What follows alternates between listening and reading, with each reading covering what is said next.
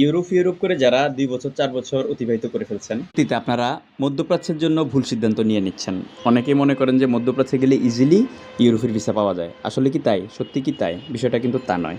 মধ্যপ্রাচ্যে গেলে আপনি যে কোম্পানিতে যাচ্ছেন বা যে মালিকের কাছে যাচ্ছেন, সে যদি আপনাকে এনওসি না দেয় বা আপনার পাসপোর্টটা যদি সে রেখে দেয়, তাহলে কিন্তু আপনি পাসপোর্ট আপনার হাতে না থাকার কারণে আপনি এম্বাসি ফেস করতে পারতেছেন না। এজন্য কিন্তু আপনার ইউরোপে যাওয়ার স্বপ্ন আরও প্রতিবন্ধকতা হয়ে যাচ্ছে এবং আপনি মধ্যপ্রাচ্যে গেলে ৩.৫ লাখ, ৪.৫ লাখ বা ৫ লাখ টাকা খরচ করে যাচ্ছেন। ওই টাকা উঠাইতেই কিন্তু আপনার ১৮ মাস, ৯ মাস লেগে যাবে। ১৮ মাস, ১৯ মাস, ২০ মাস লেগে যাবে ক্ষেত্র বিশেষে। এখন আপনি এই যে অন্যের মানে ইউরোপ যাওয়ার জন্য আরব দেশে চলে গেলেন, ইজিলি যাওয়ার জন্য ইউরোপও যেতে পারতেছেন না, ইজিলিও যেতে পারতেছেন না। পাশাপাশি আপনি অন্যের জন্য অন্যের পকেটে টাকা ঢুকিয়ে দিয়ে ১৮ মাস ২০ মাস আপনি অহেতুক কামলা খাটলেন। তো এই জিনিসগুলো মাথায় নিয়ে আপনার বাবা-মা যদি আপনাকে ২৫ বছর খাওয়াইতে পারে, আরও ১ বছর খাওয়াইতে পারবে বা ১.৫ বছর খাওয়াইতে পারবে। ওইভাবে ভুল সময় ভুল সিদ্ধান্ত নিয়েন না।